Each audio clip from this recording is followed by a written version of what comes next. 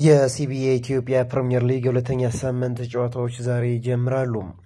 የ2018 የሲቢኤ ኢትዮጵያ ፕሪሚየር ሊግ ሁለተኛ ሳምንት በሐዋሳ ዩኒቨርሲቲ ሜዳና በአዲስ አበባ ዛሬ በሚደረጉ አራት ጨዋታዎች ጅማሮውን ያደርጋል። ቀን 7 ሰዓት በአዲስ አበባ ስታዲየም የኢትዮጵያ ቡናን ከነገሌ አርሲ በሚያገናኙ ጨዋታ ሳምንቱ ሲጀመር ቡናማዎቹ ከደርቢው ጨዋታ ሽንፈት ለማገገብ እያለሙ ወደ ሜዳ ይገባሉ ተብሎም ይጠበቃል።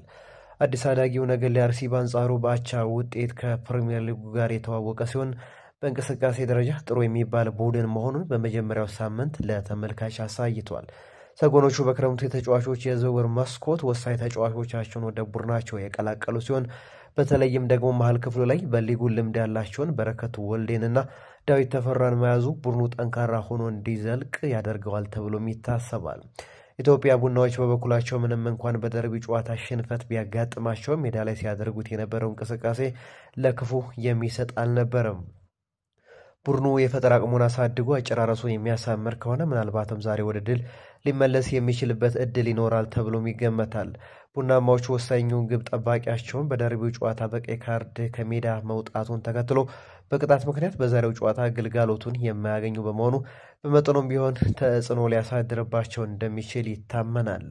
በተመሳሳይ ነገሌ አርሲዎች በመጀመሪያው ሳምንት ከፍተኛ ጉዳት የደረሰበትን ሀቢብ ከማልን በዛሬው ጨዋታ እንደማያገኙም ተረጋግጧል። ሁለቱ ቡድኖች የዓመቱን የመጀመሪያ 3 ነጥብ ለማግኘት እያለሙ ወደ ሜዳ የሚገቡ በመሆኑ ጨዋታው ብርቱ የመሸናነፍ ፉክክር ይደረግበታል ተብሎም ይጠበቃል። በሌላ ጨዋታ ቀን 10 ሰዓት ላይ ሸገር ከተማን ከአዳማ ከተማ የሚያገናኝ ይሆናል።